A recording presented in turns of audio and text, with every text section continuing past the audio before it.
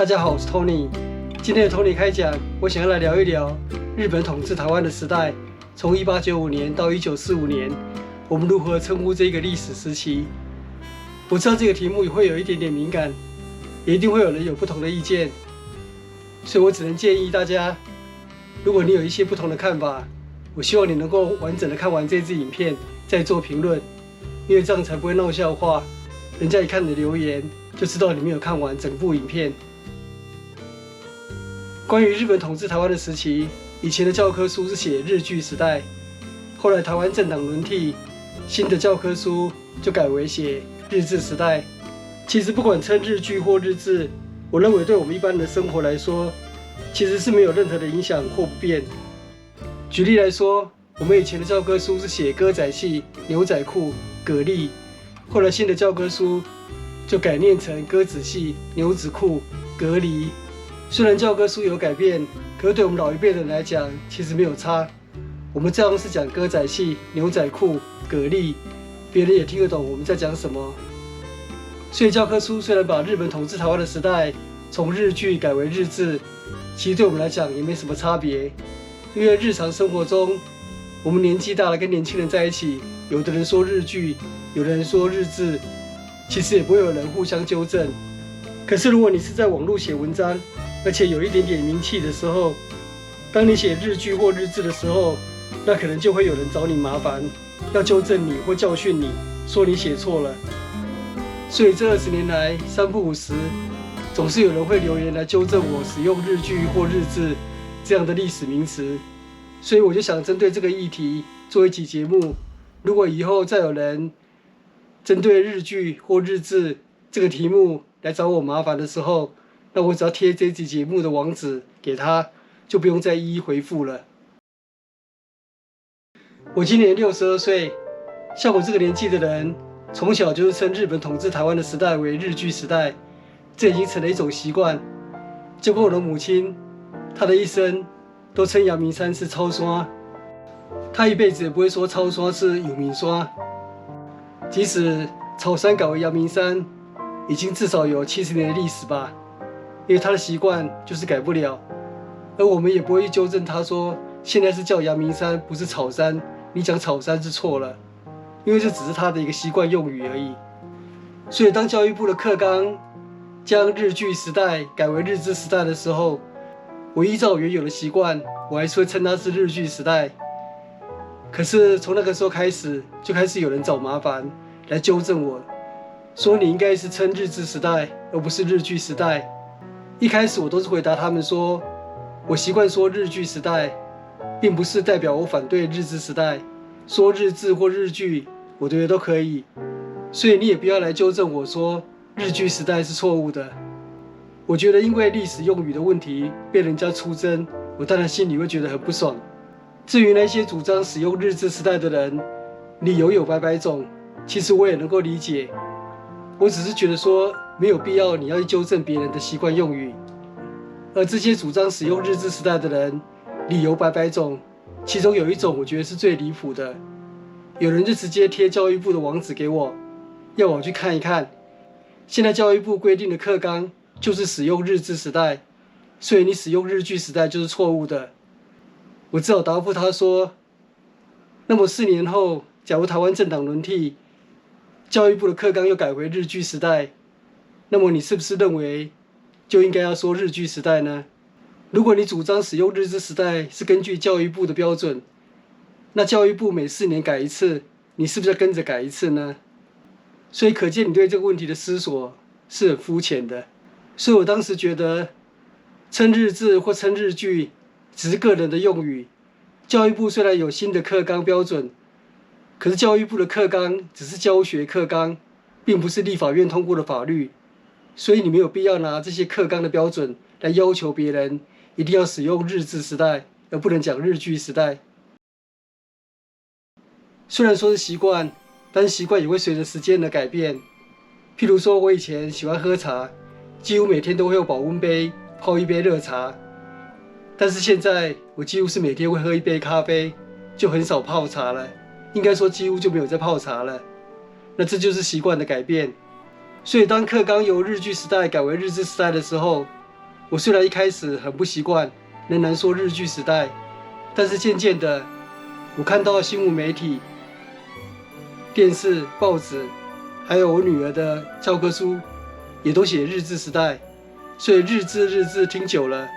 我就渐渐习惯了。所以后来我就想，那我就改用日治时代好了，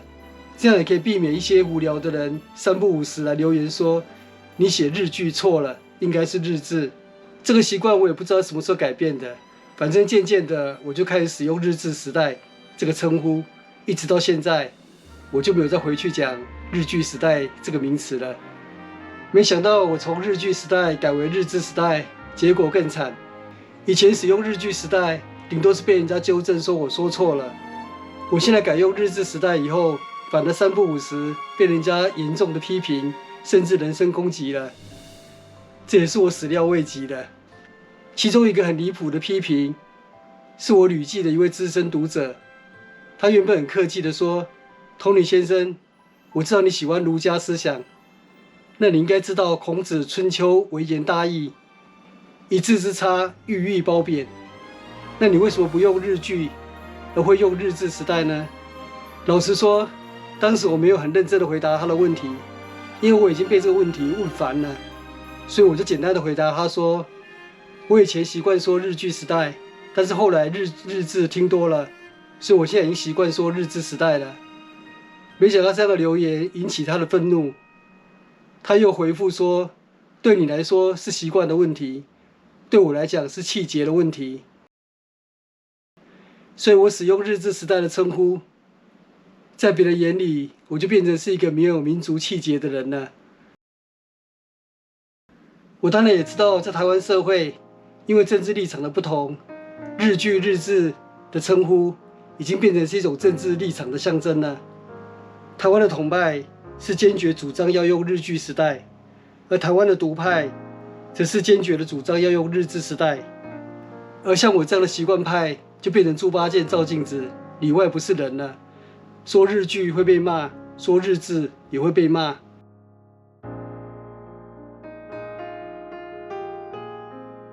所以有一阵子，所谓的过渡期吧，我就日据、日治都不用，我就改称日本时代。其实台湾人一直称日本统治台湾的时代是日本时代，日本时代。我从小到大，我父母都会这样讲，所以称日本时代、日本时代就不会引起批评，也不会有日据派找我麻烦，也不会有日治派找我麻烦。所以有时候我私下还是会埋怨教育部，当初修改课纲的时候，为什么不把日据时代改为日本时代？这样子不就没事了吗？我也不用因此受难20年。我现在看到一些在讨论台湾历史的频道，这些 YouTuber 也是称日本统治台湾的时代为日本时代，理由当然很简单。如果你说日据或日治时代，那底下就一大堆留言说错，不是日据时代，不是日治时代。所以为了避免这一些骚扰，他们干脆直接称日本时代，比较中性一点，我两方都不得罪。不过因为这20年来，我饱受日据、日治这样的一个历史名词的困扰，所以我也对这个议题做了一些深入的研究。如果现在只有日据、日治这2个自由选项，而且都不会引起别人的批评，那么你认为我会选哪一个呢？我先不直接回答这个问题，我就举几个例子来说明一下。第一个例子就是大家都知道的228事件，台湾称为228事件，不过中国大陆那边称为228起义。那你觉得哪一个称呼比较恰当呢？我认为当然是228事件，因为如果你说这个事件是228起义，那就是等于是是非黑白一刀切，一边是义的一方，一边是不义的一方，所以一边是坏人，一边是好人。其任何历史事件的发生，一定都有错综复杂的背景，所以这个事件的名称应该尽量避免争议，而不要将一些具有是非对错、主观价值的名称来加诸在这个事件之上。所以我认为使用228事件会比使用228起义来的恰当。第二个例子也是大家熟悉的历史事件，1911年武昌起义，建立中华民国。我们以前教科书就是写武昌起义，不过后来教育部的课纲考虑要把武昌起义改为武昌革命，把黄花岗起义改称黄花岗事件。消息传出以后，也是引起轩然大波，有一些人就激烈反对说，你把武昌起义改称为武昌革命，把黄花岗起义改称为黄花岗事件，那你怎么对得起那一些牺牲生命的革命先烈了呢？不过其实这个议题，我们可以先冷静一下，退一步或者退100步的来想一想，假如当年武昌革命只成功一半，在黄河以南建立的中华民国，在黄河以北还是大清帝国，那么形成两边对峙的情况，最后可能双方就妥协，那么就两国并立好了，我们互相承认。可这时候大清帝国的外交部长一定会说，如果你想要我们彼此关系正常化，要建交的话，那么麻烦你先修改一下你们教科书。如果你没有把武昌起义这样的历史名称改掉的话，那么就不要来谈了。因为你的教科书说是武昌起义，那我大清帝国不就变成不义之国了吗？那我们还有什么好谈建交的呢？所以这个称呼问题就会成为两国关系正常化的一个障碍。所以武昌起义、武昌革命2选1的话，我会选择用武昌革命。而放眼世界各国，你可以看得到，我们称法国大革命，而不是称法国大起义。你看一下美国，我们会称美国独立战争，而不会称美国起义战争。如果你称呼美国起义战争，那么英国人情何以堪呢？第三个例子大家可能就比较不熟悉了。大家或许知道中华人民共和国的建军节是8月1日。那为什么是8月1日呢？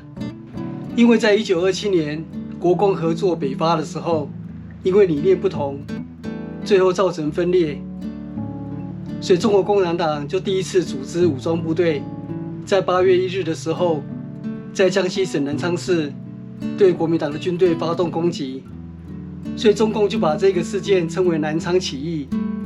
而8月1日就定为建军节。而国民政府则称这个事件为南昌暴动，所以彼此的称呼各不同。假设2027年海峡两岸的学者在南昌市举行学术研讨会，讨论这个历史事件，而当台湾的学者代表进入会场的时候，看到讲台上挂的布条写着南昌起义100周年学术研讨会，那么请问台湾的学者作何感想？这个研讨会还要参加吗？所以我认为南昌起义、南昌暴动这样的称呼都是不恰当的，就应该直接称它为南昌事件。而针对这样的一个事件，学者可以发表及分享他们不同的观点，这样才是一个比较恰当的做法。说完了以上3个例子，那我们现在就来看一看日据时代、日治时代到底哪一个选项是比较恰当呢？日据时代就等于是日本占据台湾的时代，而日治时代就是日本统治台湾的时代。日据隐含的意思是你的统治是不正当、不合法的，而日治相对而言其实是比较客观的陈述。所以如果日据或日治要2择1的话，那我会选择使用日治。而一些统派的人常批评使用日治是在美化日本殖民统治，不过其实客观来说，日治、日本统治其实是相对客观的。举例来说，我说台北市的治安很差，或者我说台北市的治安很好，那治安这2个字有治有安，看起来都是很正面的，但其实治安这2个字就是一个中性的称呼，所以台北市的治安可能是好，可能是差，你是可以评论。而统治这2个字也是如此，它就是一个中性的陈述而已。那为什么有些人会认为使用日治是在美化日本殖民统治呢？我认为这是受到既有的思维框架的影响。举例来说，有一个国家叫做罗刹国，这个国家长久以来就有一些他们理所当然的审美标准，他们不会去质疑这个标准。所以有一个外地人来到这个国家，他们就认为这个人长得很丑，所以就叫他阿丑。可是有一天，有人会主张说，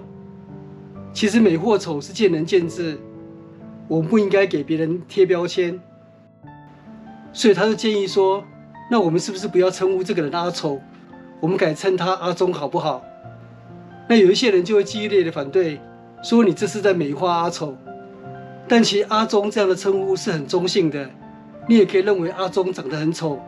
你也可以认为阿忠长得很漂亮。所以有人认为说日治是在美化日本的统治，那我觉得是因为你受到你旧有的思考框架给限制住了。日剧改为日治，